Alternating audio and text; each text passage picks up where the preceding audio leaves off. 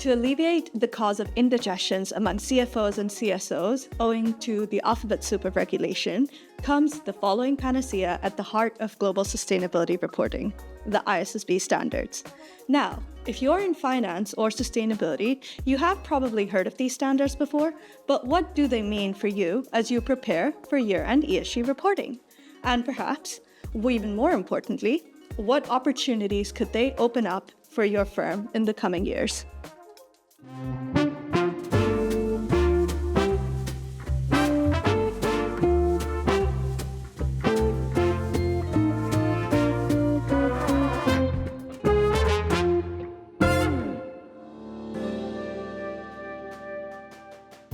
Welcome to ESG the City, your go-to podcast for all things ESG and sustainable finance. We're here to keep you informed and inspired as you navigate the evolving world of ESG and financial services, all in under 10 minutes. My name is Maitrai, and I'm joined here today by Arwen to discuss the wondrous world of the ISSB standards 1 year after their adoption. And today, we are kicking off with a major update and progress report showing strong ISSB momentum from the IFRS Foundation, published on November 13th, 2024. Already, over 1,000 companies have referenced the International Sustainability Standards Board in their reports, and 30 jurisdictions around the world are advancing the integration of ISSB standards into their legal and regulatory frameworks. Exactly. To note, the report also highlights a key problem statement for the industry. So while 82% of companies disclose in line with at least one TCFD recommendation, only a small fraction, which is 3%, report fully across all 11 of the TCFD recommended disclosures. If this omitted information is material, it is a clear indication that investors are not currently receiving the information needed to assess and price climate-related risks and opportunities appropriately. That's really interesting, Arwen. So this effectively cuts through and underscores the key problem that the ISSB standards are trying to solve, which is to shoot through the noise and harmonize sustainability reporting internationally. Yes, Maitrai, but the crux of this matter is that while ISSB standards provide a consistent baseline, each country is deciding how and when to implement them. So as of October 2024, at least 8 jurisdictions around the world, including Brazil, Costa Rica, and Turkey, have already adopted the standards, with countries such as Australia and Singapore having transposed the key requirements into law. So the UK has also pledged to put out an endorsement decision by Q1 of 2025, with further regulatory decisions regarding the integration of these reporting requirements to be finalized by Q2 of 2025. However, we're seeing a few trends across these jurisdictions. To start, all jurisdictions are considering ISSB adoption, and they're incorporating these key features. Firstly, a strong emphasis on Scope 3 GHG emissions reporting, with nearly all jurisdictions including or planning to include these disclosures as part of their transposition of ISSB requirements into national law. Secondly, industry-specific disclosure requirements are also taking hold, with 28 of 30 jurisdictions having added or considering adding industry-tailored guidance. And finally, while climate-related risks and opportunities are crucial for investors, most jurisdictions now are recognizing the broader spectrum of sustainability-related risks in shaping investment decisions. At least 90% of these jurisdictions are now looking to include phased requirements for disclosing all sustainability-related risks and opportunities, not just climate risk. So for firms to avoid navigating a fragmented regulatory environment and support streamlined global reporting, especially companies with global border operations and global supply chains, looking to ISSB becomes crucial, right? That's right, Arwen.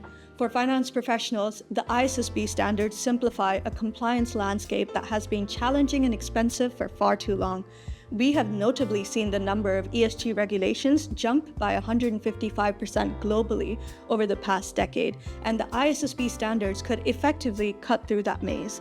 In financial services, streamlined reporting translates directly into efficiency gains, meaning less time navigating compliance and more time strategizing around ESG.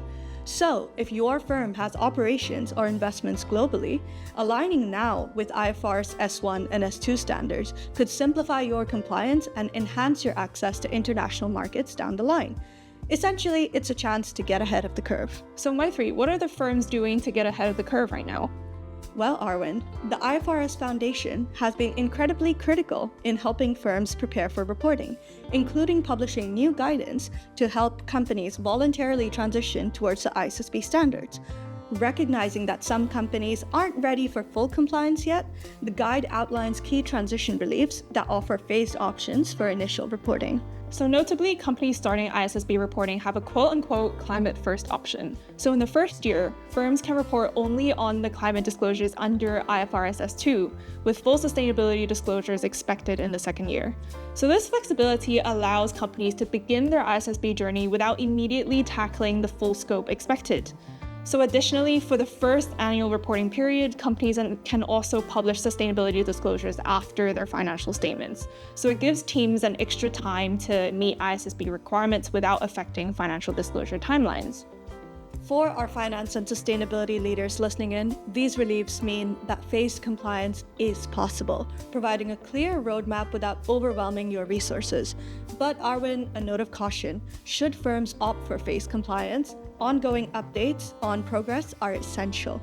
The IFRS Foundation suggests transparency about partial compliance, specifying which elements of ISSB are met and which elements are still underway.